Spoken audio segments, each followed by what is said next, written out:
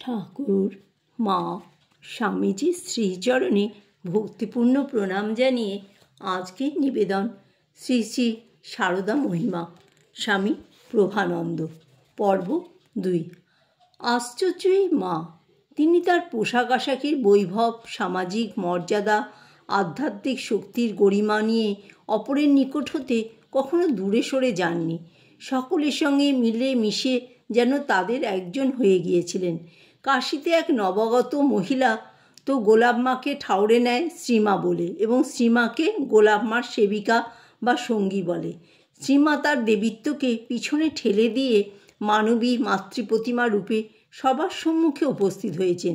দোষগুণ বিচার না করে সবাইকে সন্তান জ্ঞানে স্নেহযত্ন করেছেন।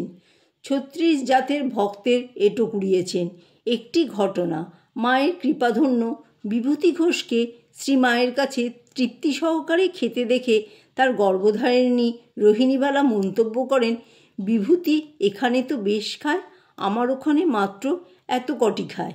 শ্রীমা অমনি বলেন, আমার ছেলেকে তুমি খুঁড়ো দিও না, আমি ভিখারি রমণী, আমার ছেলেদের আমি যা খেতে দিই ছেলেরা আমার তাই আদর করে খায়।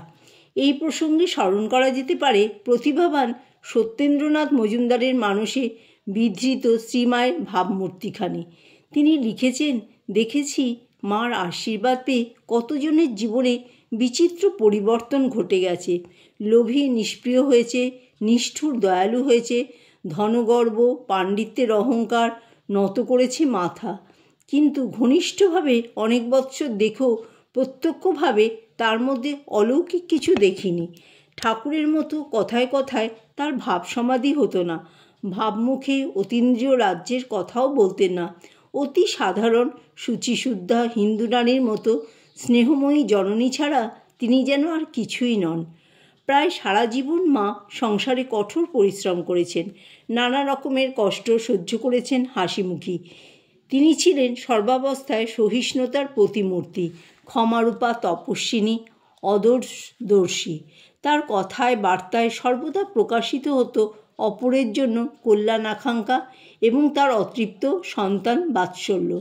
খরচ স্রোতস্বিনীর মতো তার সাংসারিক জীবনের গভীরে ফল্গু আবর্তের মতো প্রবাহিত ছিল মায়া, বিনির্মুক্ত শুদ্ধ সত্তা, নিরাসক্তি তার স্বাভাবিক রূপ। একদিন কথা প্রসঙ্গে শ্রীমা সেবক আশুতোষকে বলেছিলেন যে, রাধি টাধি এরা তো কেউ নয়, তার আপনারজন ঠাকুর ও তার ছেলেমেয়েরা। সেবক মায়ের কথাটি ধরতে পারেননি দেখে মা আশুতোষের বক্ষস্থল দেখিয়ে জিজ্ঞাসা করেন, ওখানে কি? আশুতোষ উত্তর দেন, আপনি। তখন শ্রীমা মিষ্ট হাস্যে নিজের বুক দেখিয়ে বলেন, এখানেও তোমরা।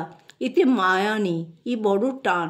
এই টানে বারবার আসতে যেতে হয়। তারপর তিনি পুনরায় বলেন, দেখতে পাবে জগতে আর কেউ তোমার আপনার নয়। তখন ঠিক ঠিক বুঝবে এই কি টান। এই টান বিশুদ্ধ মাতৃস্নেহের, এ আকর্ষণ জগৎ মাতৃত্বের। মায়ের আধ্যাত্মিক প্রজ্ঞা ও ব্যবহারিক জ্ঞানের সমাবেশ গুণীজনদের চমৎকৃত করত। পবিত্রতা স্বরূপিণী, ক্ষমাশীলা, স্নেহশীলা, গুণগ্রাহী, কঠোর পরিশ্রমী মা ছিলেন হাস্যময়ী। ঘোর সংসারের মধ্যে থেকেও তিনি কখনো অশান্তির জ্বালা ভোগ করেননি। সেবিকা সরলা দেবীকে মা নিজে মুখে বলেছিলেন, ঠাকুর আমার হৃদয়ে আনন্দের পূর্ণ ঘট স্থাপন করে দিয়েছেন, সেই আনন্দে পূর্ণ হয়ে গেছি। চিরকল্যাণকামী মধুরভাষিনী হাস্যময়ী মা আবার সময় সময় গম্ভীর হয়ে যেতেন।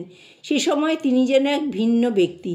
স্বামী ভূমানন্দের নিবেদন, আমরা দেখিয়াছি মা যখন গভীরভাবে চুপচাপ থাকিতেন তখন কাহারও সাধ্য হইত না তাহার নিকট যাইতে বা থাকিতে। অথচ আমি কখনো মাকে উত্তেজিত হইয়া কাহাকেও উচ্চ কথা বলিতে, কাহারও প্রতি বিরক্ত হইতে বা কাহাকে রাগ করিয়া গালমন্দ করিতে দেখি নাই। শ্রীমা ছোট ছোট কথায় একটু থেমে থেমে মিষ্ট কণ্ঠে তার বক্তব্য বলতেন। গোলাপ মা ও যোগেন মা বলতেন, ঠাকুরের কথাই বলো আর জপধ্যানের কথাই বলো। মা বলতে আরম্ভ করলে মাঝে মাঝে থেমে যেতেন, যেন যা বলবার তা একবার ভালো করে দেখে নিতেন। তখন মায়ের চোখের দৃষ্টি হতো ফ্যালফ্যালে, মন কোথায় যেন চলে যেত। মায়ের রসবোধ ছিল উচ্চমাত্রার। একটি দৃষ্টান্ত। মা তখন জয়রামবাটিতে খাটে পা ঝুলিয়ে বসেছিলেন। প্রকাশ মহারাজ পদ্মফুল দিয়ে মায়ের শ্রীচরণ পূজা করেন, নিবেদন করেন, মা আমাকে আর ঘোরাবেন না। মা হেসে উত্তর দেন, আমাকে ছেড়ে এতদিন ঘুরতে পারলে আর আমি একটু ঘুরবো না? মা গান ভালোবাসতেন, কখনো কখনো নিজেও গাইতেন। মায়ের গান গাইবার সময় ভানুপিসি শুনতে পেতেন অবিকল ঠাকুরের গলার স্বর।